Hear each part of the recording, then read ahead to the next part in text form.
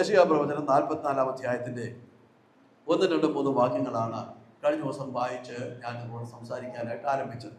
ആ ഭാഗം തന്നെ നമുക്കൊരു പ്രാവശ്യം കൂടെ വായിക്കാം. യെശയ്യാവിൻ്റെ പ്രവചനം 44-ാം അധ്യായത്തിൻ്റെ 1 മുതൽ 3 വരെയുള്ള വേദഭാഗങ്ങൾ.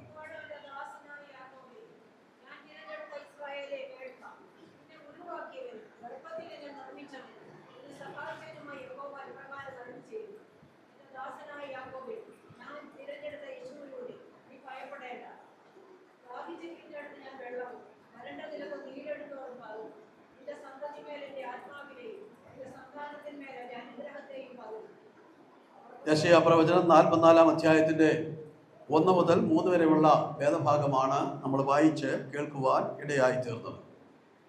അവിടെ യാക്കോബിനെ സംബോധന ചെയ്തുകൊണ്ടാണ് പ്രവാചകൻ തൻ്റെ പ്രവചനം ആരംഭിക്കുന്നത്. നമ്മൾ കഴിഞ്ഞ ആഴ്ചയിൽ ചിന്തിച്ചപ്പോൾ 1-2 കാര്യങ്ങൾ ഞാൻ പറഞ്ഞത് നിങ്ങളുടെ ശ്രദ്ധയിൽ കാണും. ദൈവം അബ്രഹാമിലൂടെയാണ് തൻ്റെ പദ്ധതി എന്ത് ചെയ്യുന്നത് ആരംഭിക്കുന്നത്. എന്നാൽ അബ്രഹാമിന്റെ, ഇസഹാക്കിന്റെയും യാക്കോബിന്റെയും കാലശേഷം യാക്കോബിന്റെ പേരിൽ അല്ലെങ്കിൽ ഇസ്രായേലിന്റെ പേരിലാണ് പിന്നീട് അബ്രഹാമിന്റെ തലമുറ എന്ത് ചെയ്യുന്നത് അറിയുന്നത്. അതിന്റെ കാരണം എന്താണ് എന്നുള്ളത് ഞാൻ കഴിഞ്ഞ ദിവസം നിങ്ങളോട് പറഞ്ഞു. ഓർക്കുന്ന ചിലരെങ്കിലും ഇതിനകത്ത് കാണുമായിരിക്കും. അബ്രഹാം മോശപ്പെട്ട പുള്ളിയൊന്നും അല്ലായിരുന്നു. ആയിരുന്നോ? അല്ലായിരുന്നു. ഇസഹാക്കും അത്ര മോശക്കാരനൊന്നും അല്ലായിരുന്നു. അവരുടെ രണ്ടുപേരുടെയും പ്രത്യേകതകളൊക്കെ കഴിഞ്ഞ ആഴ്ചയിൽ പറഞ്ഞതാകിയാൽ ആവർത്തിക്കാൻ ആഗ്രഹിക്കുന്നില്ല. എന്നാൽ യാക്കോബിനെ ദൈവം പേര് മാറ്റിയിട്ട് ഉപയോഗിക്കുവാനുള്ള കാരണം ഞാൻ ഒറ്റ വാക്കിൽ പറഞ്ഞു. ദൈവികമായ ഇടപെടൽ ജീവിതത്തിലുണ്ടായപ്പോൾ ജീവിതത്തെ വ്യത്യാസപ്പെടുത്താൻ ആര് തയ്യാറായി? യാക്കോബ് തയ്യാറായി. അങ്ങനെ ദൈവികമായ ഇടപെടലിന് മുമ്പിൽ ജീവിതം വ്യത്യാസപ്പെടുത്താൻ തയ്യാറായ മനുഷ്യനെയാണ് കർത്താവ് പിന്നത്തേതിൽ എന്ത് ചെയ്യുന്നത്? ഉപയോഗിക്കുന്നത്. അതിനകത്തൂടെ നമ്മളൊരു ദൈവിക ദൂതം ചിന്തിപ്പാനെ കൊണ്ട് വിടുകയായി. നമ്മൾ ആരും അത്ര പെർഫെക്റ്റ് അല്ല. യാക്കോബും പെർഫെക്റ്റ് അല്ലായിരുന്നു. അല്ലേ? യാക്കോബിന്റെ സ്വഭാവങ്ങളെ കുറിച്ചൊക്കെ കഴിഞ്ഞ ദിവസം നമ്മൾ ചിന്തിപ്പാനിടയായി. അല്ലേ? ജ്യേഷ്ഠനെ കബളിപ്പിച്ച് അവൻ അനുഗ്രഹം എന്ത് ചെയ്തിരുന്നു? വാങ്ങിയിരുന്നു. അതോടൊപ്പം തന്നെ അമ്മായിയപ്പൻ്റെ ആടുകളെ സ്വന്തം ആടുകളാക്കി മാറ്റുവാൻ ഏതെല്ലാം ഉപായം പ്രയോഗിക്കാമോ ആ ഉപായങ്ങളെല്ലാം എന്ത് ചെയ്തിരുന്നു? പ്രയോഗിച്ചിരുന്നു. മാത്രമല്ല മറ്റുള്ളവർ എന്ത് ചിന്തിക്കുമെന്നോ മറ്റുള്ളവർക്ക് എന്ത് ദോഷം ഭവിക്കുമെന്നോ ഒന്നും ചിന്തിക്കാതെ സ്വന്തം ലാഭത്തിന് വേണ്ടി എന്തും ചെയ്യാൻ മടിയില്ലാത്ത ആളായിരുന്നു ആര്? യാക്കോബ്. മാത്രമല്ല എന്തും പറയാൻ ഒരു മടിയും തനിക്കില്ലായിരുന്നു. തൻ്റെ കയ്യിൽ ആട്ടിറച്ചി ഇരിക്കുമ്പോൾ തന്നെ തൻ്റെ അപ്പൻ്റെ മുഖത്ത് നോക്കി പറഞ്ഞു, ഇത് കാട്ടിറച്ചിയാണെന്ന് പറഞ്ഞു. ഒരു മടിയുമില്ലായിരുന്നു പറയാൻ. അതുപോലെ തന്നെ സ്തോത്രം, ഇത്ര പിടിയുന്ന കിട്ടിയോ എന്ന് ചോദിച്ചപ്പോൾ നിന്റെ ദൈവമായ യഹോവ എനിക്ക് നേരെ വരുത്തി തന്നെന്ന ഒരു മടിയുമില്ലാതെ എന്ത് ചെയ്യുക? പറയും. നീ എന്റെ മൂത്ത മകനായ യേശാവ് തന്നെയോ എന്ന് അപ്പൻ ചോദിക്കുമ്പോൾ സ്തോത്രം, അതെ ഞാൻ നിന്റെ മൂത്ത മകനായ യേശാവെന്ന് ഒരു മടിയും കൂടാതെ പറയാൻ ധൈര്യമുള്ളവനായിരുന്നു ആര്? യാക്കോബ്. എന്ന് പറഞ്ഞാൽ പറഞ്ഞു വരുന്നതിന്റെ അർത്ഥം സ്വാർത്ഥതയുടെയും സ്വയത്തിന്മേലും ലോകമയത്തിൻ്റെ മേലും അത് ജയമില്ലാത്ത ഒരു ജഡികനായിരുന്നു വാസ്തവത്തിൽ ആര്? യാക്കോബ്. നിങ്ങളിത് ആവർത്തിച്ച് പറയാം. സ്വാർത്ഥതയുടെ മേലും സ്വയത്തിന്മേലും ലോകമയത്തിന്മേലും ഒട്ടും തന്നെ ജയമെടുപ്പാൻ കഴിയാത്ത ഒരു ജഡിക മനുഷ്യനായിരുന്നു ആര്? യാക്കോബ്. സ്തോത്രം. പക്ഷേ അവരുടെ ജീവിതത്തിൽ സംഭവിച്ചത് എന്താണെന്ന് അറിയാമോ? ദൈവം അവനോട് ഇടപെടാൻ ആരംഭിച്ചപ്പോൾ അവന്റെ ജീവിതത്തെ അവൻ വീട്ടുപണി ചെയ്യാൻ അവൻ തയ്യാറായി. യാക്കോബിന്റെ 3 പേരുകൾ ഇവിടെ പ്രവാചകൻ ഉപയോഗിക്കുകയാണ്. ഒന്നാമത്തെ പേര് യാക്കോബ് എന്നാണ്. ഞാൻ കഴിഞ്ഞ ദിവസം യാക്കോബ് എന്നുള്ള പേരിന്റെ അർത്ഥമൊക്കെ പറഞ്ഞു. ദൈവത്താൽ സംരക്ഷിക്കപ്പെടുന്നവനാണ്. ദൈവത്താൽ സംരക്ഷിക്കപ്പെടുന്നവനാണെന്നാണ് പേരെങ്കിലും അവന്റെ സ്വഭാവം എന്തായിരുന്നു? സ്തോത്രം, ആരുടെയും കുതികാലം ചെയ്യുന്നവനായിരുന്നു, പിടിക്കുന്നവനായിരുന്നു. സ്തോത്രം. എന്നാൽ ആ ഒരു ജീവിതകാലം തന്റെ ജനനം മുതൽ എവിടെ വരെ തുടർന്നു? പെരിയേൽ വരെ താൻ എന്ത് ചെയ്തു? പെരിയേൽ വെച്ചുണ്ടായ ദൈവിക ഇടപെടലിൽ അവന്റെ ജീവിതത്തെ അവൻ എന്ത് ചെയ്തു? മാറ്റിമറിച്ചു. മാറ്റിമറിച്ചു കഴിഞ്ഞപ്പോൾ അവിടെ വെച്ച് അവന്റെ പേര് മാറി. ഇസ്രായേൽ എന്ന പേര് അവൻ സ്വീകരിച്ചു, അല്ലേ? ഇസ്രായേൽ എന്ന പേര് സ്വീകരിച്ചു. എന്നാൽ അവന്റെ ജീവാവസാനം വന്നു കഴിഞ്ഞപ്പോൾ സ്വർഗ്ഗം അവനെ വിളിക്കുന്നത് യേശുരുവിനെ എന്നാണ്. എന്ന് പറഞ്ഞാൽ യാക്കോബിന്റെ ജീവിത അവസാന ഘട്ടത്തിൽ യാക്കോബിന്റെ പേര് എങ്ങനെയുള്ള പേരായി മാറി? യേശുരുൻ എന്ന പേര് ദൈവം അവന് നൽകുവാൻ കൊണ്ടവിടെയായി. സ്തോത്രം.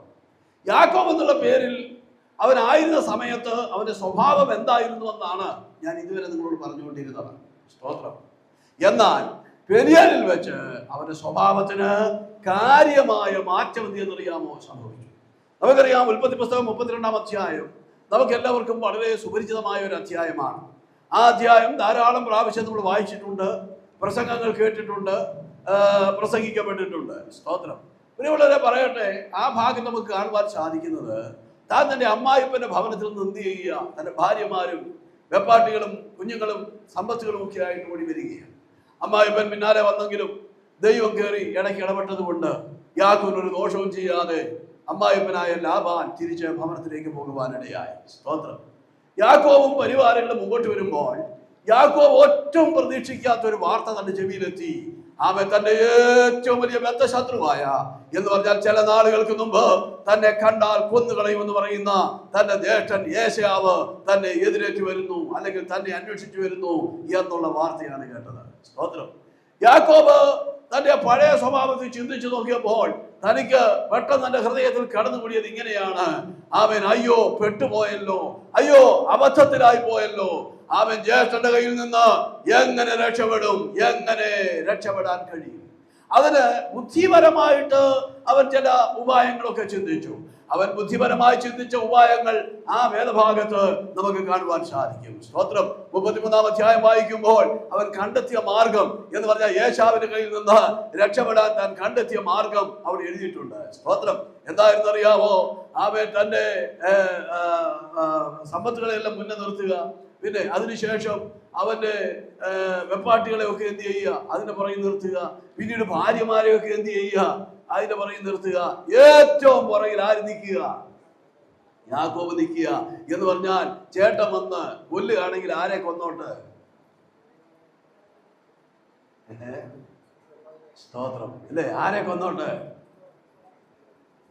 മുന്നേ നിൽക്കുന്നവരെല്ലാം കൊന്നു വരുമ്പോഴത്തേക്ക് ഓടി രക്ഷപ്പെടാനുള്ള പദ്ധതിയായിരുന്നു ആരാസൂത്രണം ചെയ്തത്? യാക്കോബ് ആസൂത്രണം ചെയ്തത്. സ്തോത്രം. അവൻ പറയട്ടെ, ഈ പദ്ധതികളെല്ലാം കണക്ക് കൂട്ടി തനിക്കുള്ളതെല്ലാം എന്ത് എന്നറിയാമോ? അക്കരെ കാട്ടുതി ഏകനായി എന്ത് എന്നറിയാമോ? താന് ആ പെരിയലിൽ, അല്ലെങ്കിൽ സ്തോത്ര യാബോക്ക് എന്നല്ല, കണ്ണു തുറന്ന് വായിക്കണം, എപ്പോക്ക് എന്ന് എഴുതിയിരിക്കുന്നത്. സ്തോത്രം. അല്ലേ? നമ്മൾ പണ്ടാരോ ഒരു യായിക്ക് ദീർഘമിട്ട് പ്രസംഗിച്ച് വായിച്ച് കേട്ട് അത് അങ്ങനെ യാഗമൊക്കെ ആയിപ്പോയി. പിന്നെ സ്തോത്രം എപ്പോക്ക് എന്നാണ് അവിടെ എഴുതിയിരിക്കുന്നത്. സ്തോത്രം.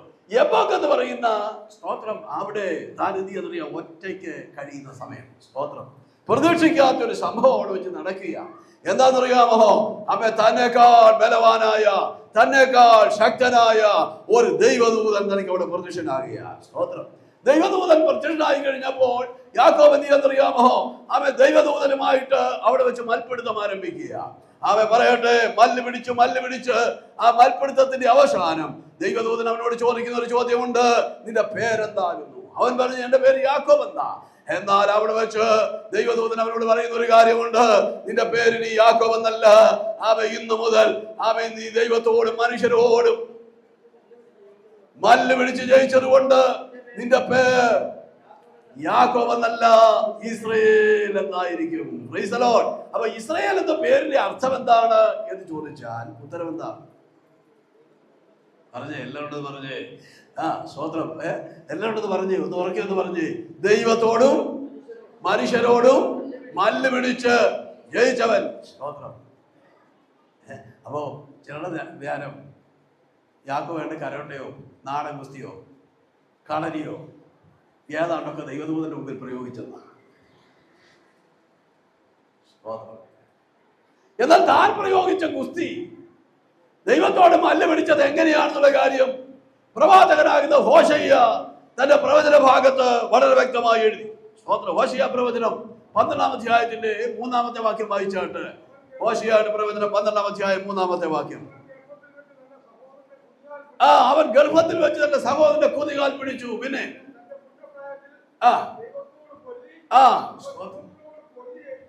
ദൂതനോട് പൊരുതി ജയിച്ചു. പിന്നെ അവൻ കരഞ്ഞ് അവൻ എന്ത് ചെയ്തറിയാമോ?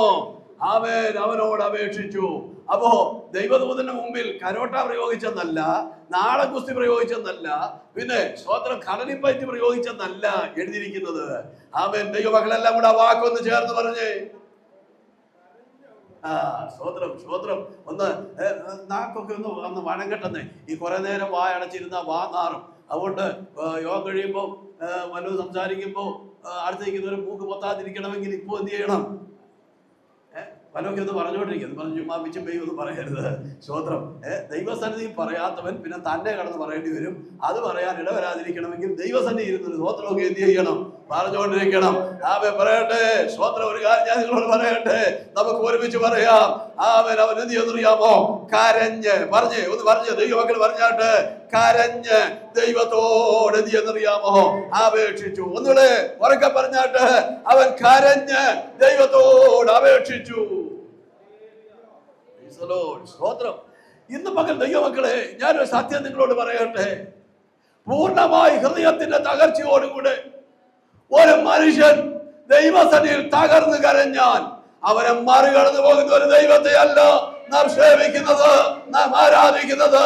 നിന്റെ തകർന്ന ഹൃദയത്തിന്റെ മുമ്പിൽ നിന്ന് നിന്റെ പേര് മാറ്റിയിടാൻ കഴിയുന്ന ഒരു ദൈവത്തെയാണ് ദൈവമക്കൾ ആരാധിക്കുന്നുള്ള കാര്യം മറക്കരുത്. സന്തോഷമുള്ള ദൈവമക്കൾ ആ കരങ്ങളൊക്കെ ഒന്ന് ഉയർത്തി കർത്താവിന് സ്തോത്രം പറഞ്ഞ് ദൈവത്തെ ഒന്ന് മഹത്വപ്പെടുത്തിക്കാട്ട്.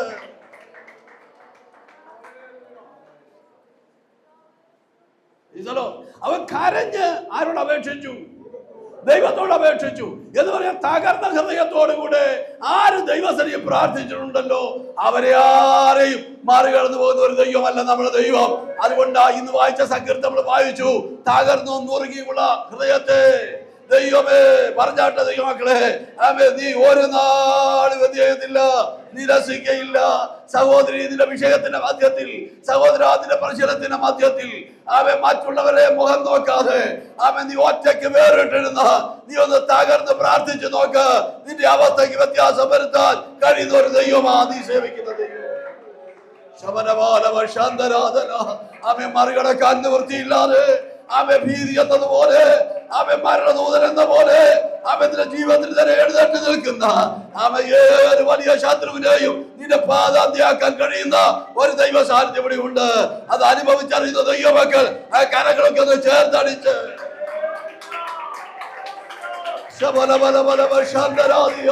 അടുത്ത പ്രഭാതം അടുത്തൊരു പ്രഭാതം പൊട്ടിതിരിഞ്ഞാൽ ജീവിതം മുഴുവൻ തകർന്നു പോകുമെന്ന് ചിന്തിക്കുന്ന ദൈവത്തിന്റെ പൈതലെ നിനക്ക് വേണ്ടി പ്രവർത്തിക്കുന്ന ഒരു ദൈവമുണ്ട്. ചില പ്രിയപ്പെട്ടവരോട് ഇന്ന് പകൽ ദൈവാത്മാവ് വളരെ ശക്തമായി ഇടപെടുന്ന ഒരു പകലാണ്. നിന്റെ തകർന്ന ഹൃദയത്തെ ദൈവം മറികടക്കുന്ന ദൈവമല്ലെന്ന് ഇന്ന് പകൽ ദൈവാത്മാവ് ഇടപെടുകയാണ്. തകർന്നു നുറുങ്ങിയുള്ള ഹൃദയത്തെ ദൈവം ഒരിക്കലും എന്ത് ചെയ്യുന്ന ദൈവമല്ല, മറികടക്കുന്ന ദൈവമല്ല. തകർന്ന ഹൃദയത്തോട് ആര് പ്രാർത്ഥിച്ചിട്ടുണ്ടോ അവരെ ആരെയും ദൈവം ചെയ്യത്തില്ല, മറികടക്കിയില്ല. നോക്കിയേ, അന്ന് അവൻ ദൈവസന്നിധിയിൽ എന്ത് ചെയ്യുന്നറിയാമോ? മല്ല് പിടിച്ചു. ആ മൽപിടുത്തത്തിന്റെ അവസാനം എങ്ങനെയാ മല്ല് പിടിച്ചെന്നുള്ള കാര്യം നമ്മൾ കണ്ടല്ലോ. എങ്ങനെയാ മല്ല് പിടിച്ചത്? അവൻ കരഞ്ഞു, ദൈവത്തോട് എന്ത് ചെയ്തു? അപേക്ഷിച്ചു. അവൻ കരഞ്ഞു, ദൈവത്തോട് എന്ത് ചെയ്തു? അപേക്ഷിച്ചു. സ്തോത്രം, സ്തോത്രം. ഞാൻ ചോദിക്കട്ടെ, ഈ കഴിഞ്ഞ ആഴ്ചകളിൽ ദൈവത്തോട് മല്ല് പിടിച്ചു വന്നിട്ടുള്ള ആരെങ്കിലും ഇവിടെ ഉണ്ടോ? ഉണ്ടെങ്കിൽ നീ ഭയപ്പെടുന്ന വിഷയത്തിന്റെ മധ്യത്തിൽ ഉത്തരമായെന്ന് ദൈവാത്മാവ് എന്ന് വാൽക്കാലം ദൂത് പറഞ്ഞ് ദൈവസഭയെ പരിശുദ്ധാത്മാവ് ബലപ്പെടുത്തുക. നീ കരഞ്ഞിട്ടുണ്ടോ? നിന്റെ വിഷയത്തിന്മേൽ ദൈവത്തിന്റെ മറുപടി എന്ത് ചെയ്തിട്ടുണ്ട്? ദൈവം അയച്ചു കഴിഞ്ഞു. കാരണം ദൈവം വിശ്വസ്തനാണ്. ദൈവം നോക്കേ, അവിടെ വെച്ച് അവന്റെ പേര് മാറ്റിയിട്ടു. നീ ദൈവത്തോടും മനുഷ്യരോടും മല്ല് പിടിച്ച് ജയിച്ചതുകൊണ്ട് നിന്റെ പേരിനെയും യാക്കോബ് എന്നല്ല ഇസ്രായേൽ. സ്തോത്രം. മല്ല് പിടിച്ച് ജയിച്ചവനെന്ന് നിന്റെ പേരാണ്. സ്തോത്രം. നമ്മൾ അടുത്ത അധ്യായത്തിലേക്ക് 33-ാം അധ്യായത്തിലേക്ക് വരുമ്പോൾ യാക്കോബിന്റെ പ്ലാനുകൾ നോക്കുകയും സ്തോത്രം മാറ്റി. അവൻ 33-ാം അധ്യായത്തിന്റെ 2-ാമത്തെ വാക്യം ഒന്ന് വായിച്ചാട്ട്. ആ, അവരുടെ മക്കളെയും ആ ആ ആ ഒടുക്കമായിട്ട് നിർത്തി. പിന്നെ 3-ാം വാക്യത്തിലേക്ക് വരുമ്പോൾ പുറകെ നിൽക്കാനാണ് ആരാഗ്രഹിച്ചത്? യാക്കോബ് ആഗ്രഹിച്ചത്. പക്ഷേ കഴിഞ്ഞ രാത്രിയിൽ മൽപ്പിടുത്തത്തിൽ ദൈവിക ഇടപെടൽ ഉണ്ടായി കഴിഞ്ഞപ്പോൾ സ്തോത്രം യാക്കോബ് എന്തറിയാമോ? തൻ്റെ പ്ലാൻ മാറ്റിയിട്ട് ഏറ്റവും പുറകിൽ നിന്നവൻ എവിടെ വന്നു? അവൻ ഏറ്റവും മുമ്പിൽ വന്നു.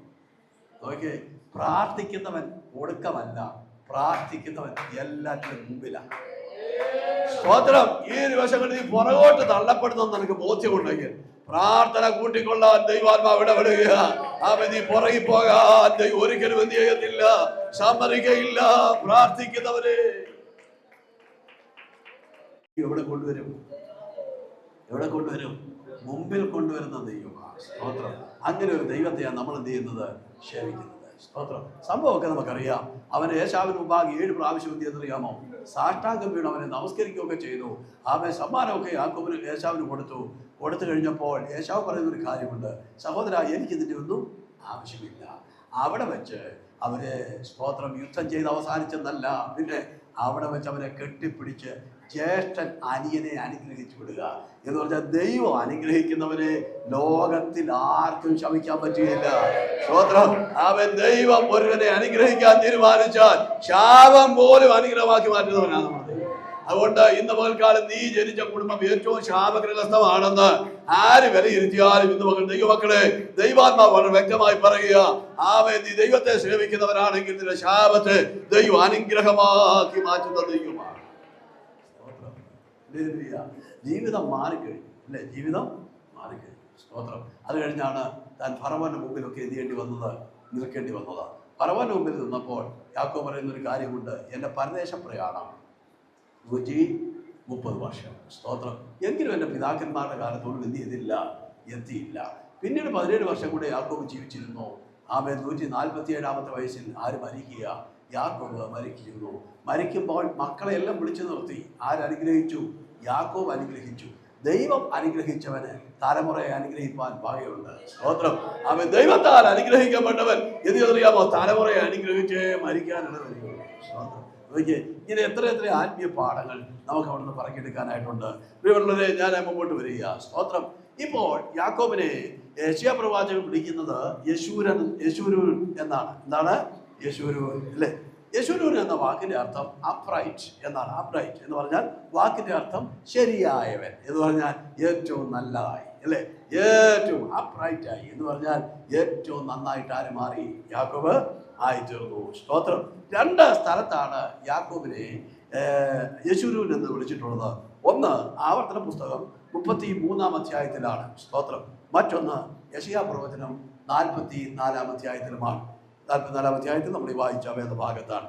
അങ്ങനെ ആവർത്തന പുസ്തകം 33-ാം അധ്യായത്തിലും യെശയ്യാ പ്രവചനം 44-ാം അധ്യായത്തിലും യാക്കോബിനെ പരിചയപ്പെടുത്തുന്നത് എങ്ങനെയാണ്? യെശൂരൂൻ എന്ന വാക്കിലാണ്. ആ വാക്യം കണ്ടോ ആരെങ്കിലും?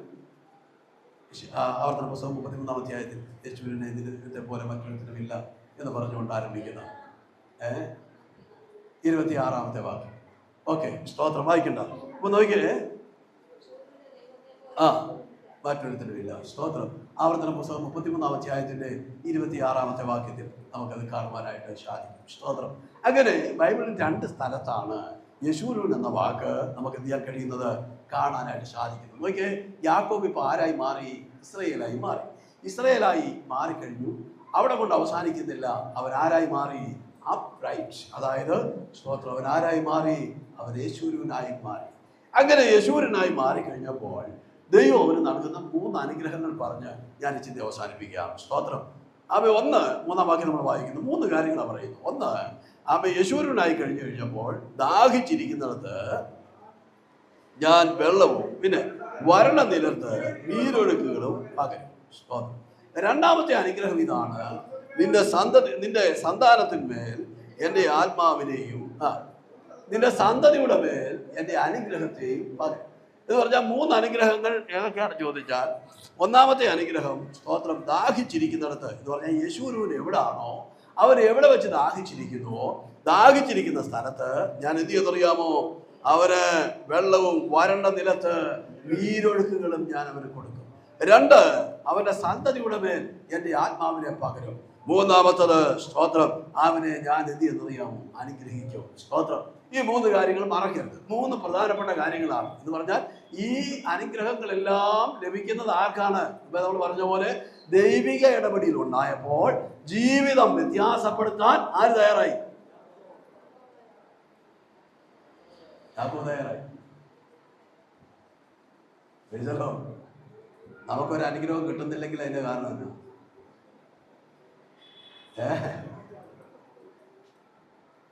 സ്തോത്രം. ചില ആളുകളെ ദൈവം ഏതെല്ലാം സാഹചര്യത്തിലൂടെ കടത്തി വിട്ടാലും ഹൃദയം കഠിനപ്പെടുകയല്ലാതെ നന്നായി.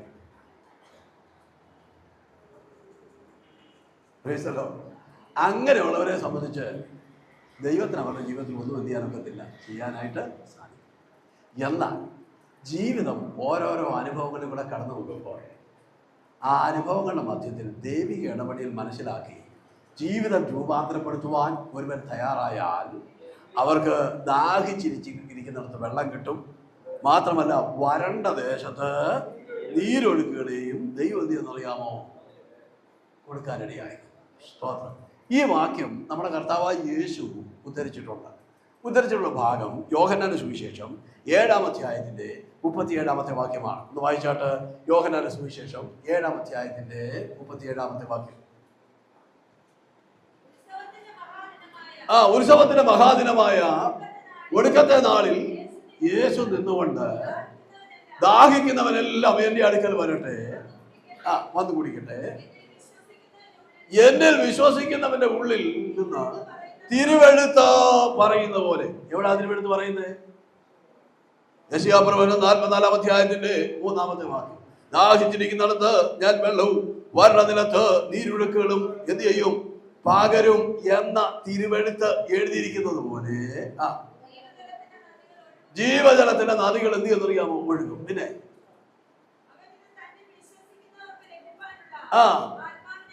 തന്നിൽ വിശ്വസിക്കുന്നവർക്ക് ലഭിക്കാൻ പോകുന്ന ആത്മാവിനെ കുറിച്ചാണ് ആര് പറഞ്ഞത്? കർത്താവ് പറഞ്ഞത്. സ്തോത്രം. ഇനി അതിന് മറ്റൊരവസ്ഥയും നമ്മൾ നോക്കിയാൽ യഹൂദന് 7 പെരുന്നാളാണ് ഉള്ളത്. അതിൽ അവസാനത്തെ പെരുന്നാളാണ് സ്തോത്രം, കൂടാര പെരുന്നാൾ. സ്തോത്രം. കൂടാര പെരുന്നാൾ എന്ന് പറയുമ്പോൾ എല്ലാ ഇസ്രായേലിനും എന്ത് ചെയ്യുന്നറിയാമോ, സ്തോത്രം, യെരൂശലേം ദേവാലയത്തിലും അതിന്റെ പരിസരത്തുമായിട്ട് എന്ത് ചെയ്യുന്നറിയാമോ വന്നുകൂടി കഴിഞ്ഞാൽ ഒരാഴ്ച 7 ദിവസം ഈന്തപ്പനയുടെ ഓല കൊണ്ട് അവരെന്ത് ചെയ്യുന്നറിയാമോ കൂടാരങ്ങൾ ഉണ്ടാക്കും. ആ കൂടാരത്തിൽ ഒരാഴ്ച മുഴുവൻ അവർ പാർത്ത ദൈവത്തെ മഹത്വപ്പെടുത്തും. സ്തോത്രം. ഇത് ദൈവങ്ങളുടെ പിതാക്കന്മാരെ മരുഭൂമിയിൽ നടത്തിയതിന്റെ ഓർമ്മയാണ്.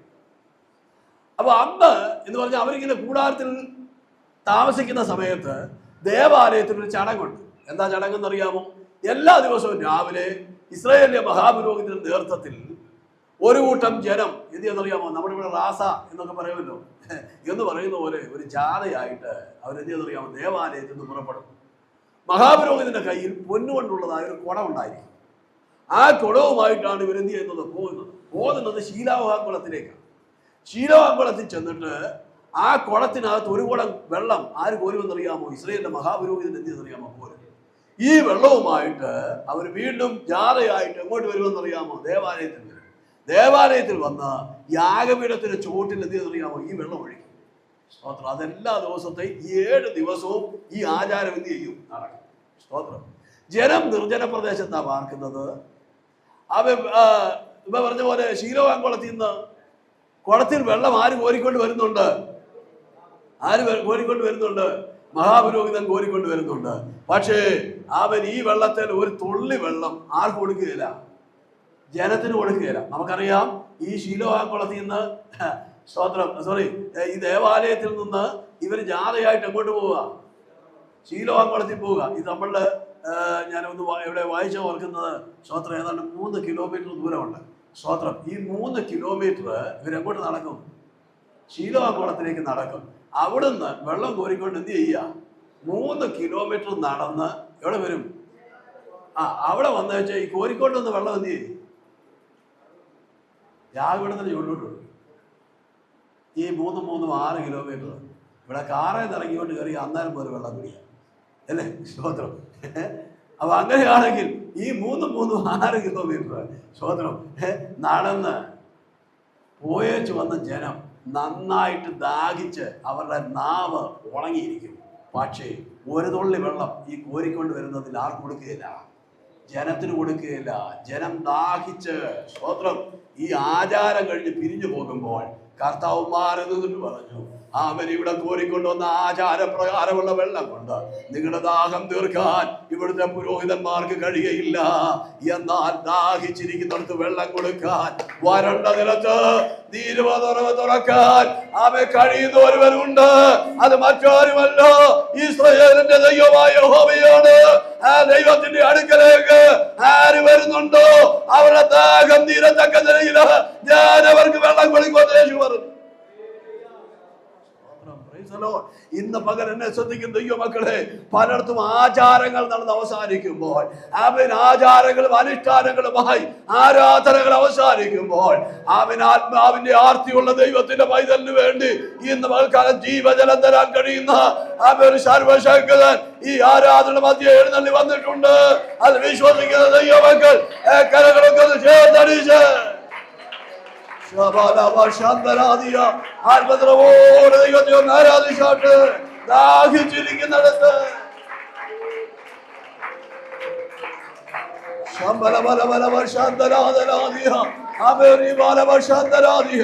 അവൻ ഇന്ന് പകൽക്കാലം ദൈവമക്കളെ ആരാധന ചടങ്ങാകരുത്, ആരാധന ആചാരമാകരുത്.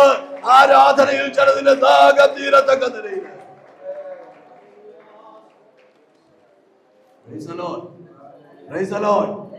ഇവിടെ പ്രത്യേകം എടുത്തു പറയുന്ന 1-2 കാര്യങ്ങൾ. ദാഹിച്ചിരിക്കുന്നിടത്ത് വെള്ളവും, പിന്നെ വരണ്ട നിലത്ത് അല്ലേ. നോക്കിയേ, 2 വാക്കുകൾ അവിടെ ഉപയോഗിക്കുക. ഏതൊക്കെയാ? സഹോദരന്മാരൊക്കെ ഒന്ന് ശ്രദ്ധിക്കണേ. 12 ആയുള്ളൂ, കുഴപ്പമില്ല.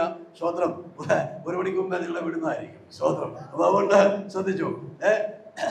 ശ്രദ്ധിച്ചാൽ നമുക്ക് വേഗം തീർക്കാം. ഇല്ലെങ്കിൽ ഞാൻ പിന്നെ ഇങ്ങനെ ഇടയ്ക്ക് പോകാനൊക്കെ എന്ത് ചെയ്യും, അതിലൂടെ സമയം ചെയ്തുകൊണ്ടിരിക്കും.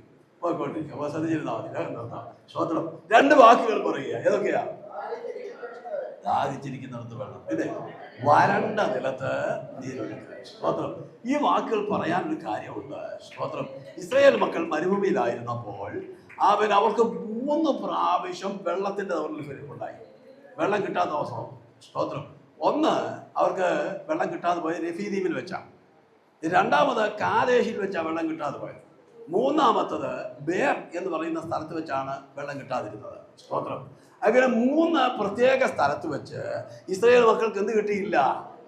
വെള്ളമില്ലായിരുന്നു. സ്തോത്രം.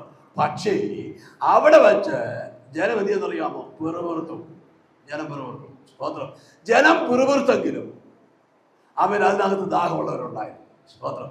ദൈവം അതുകൊണ്ട് 1 പ്രാവശ്യം പാറ അടിച്ച് വെള്ളം പുറപ്പെടുവിച്ചു. 2ാമത്തെ പ്രാവശ്യം കൽപ്പിക്കാൻ പറഞ്ഞ് മോശ അടിച്ചു, പക്ഷെ വെള്ളം പുറപ്പെട്ടു. സ്തോത്രം. 3ാമത്തെ പ്രാവശ്യം കിണർ പൊങ്ങി വന്നു. കയറ്റിന്ന് ജനം വെള്ളം കോരി കുടിച്ചു. സ്തോത്രം. അപ്പൊ ഞാൻ പറഞ്ഞു വന്നതിന്റെ താല്പര്യം എന്താന്ന് ചോദിച്ചാൽ, ജീവിതത്തിൽ ആർത്തിയുണ്ടോ? ജീവിതത്തിൽ വരൾച്ചയുണ്ടോ? ദൈവത്തിന്റെ പൈതല് നിനക്ക് വേണ്ടി തുറക്കപ്പെടുന്ന നീരുറവയുണ്ടെന്നുള്ള കാര്യം ഇന്ന് പകൽക്കാലം ദൈവത്തിന്റെ പരിശുദ്ധാത്മാവ് വളരെ വ്യക്തമായി നമ്മളോട് ദൂത് പറയുക. ഞാൻ ഒരു പിടി എന്നൊക്കെ പറഞ്ഞെങ്കിലും എല്ലാത്തിനും ഒരു ക്രമമുണ്ടല്ലോ. കർത്താവിനെ വെച്ചാൽ അത് തന്നെയല്ല പറഞ്ഞാൽ തീരത്തുമില്ല. സ്തോത്രം. എനിക്ക് കുറെ കാര്യങ്ങൾ ഇതിനുള്ള ബന്ധത്തിൽ പറയാനുണ്ട്. അതുകൊണ്ട് കർത്താവിനെ വെച്ചാൽ തുടരും. നമുക്ക് വീണ്ടും ഈ ഭാഗം തന്നെ കേൾക്കാം. ആമേൻ. ഇന്ന് പകൽ ദൈവാത്മാവ് നമ്മൾ ഇടപെടുന്ന ഏറ്റവും പ്രധാനപ്പെട്ട ഭാഗം, ദാഹിച്ചിരിക്കുന്നിടത്ത്, വരണ്ടിരിക്കുന്നിടത്ത് സ്തോത്രം നീരുറവ തുറക്കുന്ന, ദാഹം തീർക്കുന്ന ഒരു ദൈവമാ നമ്മുടെ ദൈവം. പക്ഷേ നീ റൈറ്റ് ആകണം, നീ നന്നാകണം. നിനക്കൊരു ദാഹം ഉണ്ടാകണം. അവിടെയാ ദൈവത്തിന് എന്ത് ചെയ്യാൻ കഴിയുന്നത്? പ്രവർത്തിക്കാനായിട്ട് സാധിക്കുന്നത്. ദാഹിച്ചിരിക്കുന്നിടത്ത് സ്തോത്രം. ഞാൻ വെള്ളവും വരണ്ട നിലത്ത് നിന്ന് ഞാൻ എന്ത് ചെയ്യുന്നറിയാമോ? നീരൊഴുക്കുകളും പുറപ്പെടുവിക്കുവാനിടയാകും. ഈ ദിവസങ്ങൾ ദൈവമക്കളെ നമ്മുടെ മധ്യേ ചില നീരൊഴുക്കുകളുടെ അനുഭവം, ചില നീരുറവകളുടെ അനുഭവങ്ങൾ കർത്താവ് തുറക്കാൻ പോകുന്നു. വിശ്വസിച്ച് ദൂതേറ്റെടുക്കുന്ന ദൈവമക്കൾ കരങ്ങളൊക്കെ ഒന്ന് ഉയർത്തി കർത്താവിന് സ്തോത്രം ചെയ്ത് ദൈവത്തെ മഹത്വപ്പെടുത്തിക്കാട്ട് നമുക്ക് ഒരുമിച്ച് ദൈവത്തെ പിതാവേ നിങ്ങളെ കേൾപ്പിച്ച വചനത്തിനായി സ്തോത്രം. യാക്കോബ് പിന്നീട് ഇസ്രയേലായി മാറി. ഇസ്രയേൽ പിന്നീട് യെശൂരനായി മാറി. യെശൂരനോട് പറയുന്നു, ദാഹിച്ചിരിക്കുന്നിടത്ത് വെള്ളം, വരണ്ട നിലത്ത് നീരുറവ. മാത്രമല്ല നിന്റെ സന്തതിയുടെ മേൽ എൻ്റെ ആത്മാവ്, നിന്റെ സന്താനത്തിനൊരു അനുഗ്രഹം. കർത്താവ് ഈ വാഗ്ദത്തങ്ങൾ പഴയ നിയമ ഇസ്രയേലിനുള്ള ബന്ധത്തിലാണെങ്കിലും യേശുവിനെ രക്ഷിതാവായി കർത്താവായിട്ട് അംഗീകരിച്ച് ദൈവഭാഗത്ത് വന്ന പുതിയ നിയമജനമായ ഞങ്ങളുള്ള ദൈവത്തിന്റെ വാഗ്ദത്തമാകിയാൽ ഞങ്ങൾ ആ വാഗ്ദത്തത്തിൽ ഒരുമിച്ച് വിശ്വസിച്ച് ആശ്രയിച്ച് ഇന്ന് പകൽ ആ വചനം ഏറ്റെടുക്കുന്ന കർത്താവ്, ആ വചനത്തിന്റെ വിടുതൽ ഈ ജനത്തിന് വ്യാപരിക്കണമേ. ശുശ്രൂഷ ചാടിയനും അത് പ്രയോജനകരമായി തീരണമേ. ഞങ്ങളെ ഒരുമിച്ച് അനുഗ്രഹിക്കണമേ. ഇതിന്റെ ജനത്തെ സമാധാനത്തോടെ ബലത്തോടെ കർത്താവ് അയക്കണം. പുത്രനെ മഹത്വം കൊടുക്കണം. യേശുവിൻ നാമത്തിൽ തന്നെ.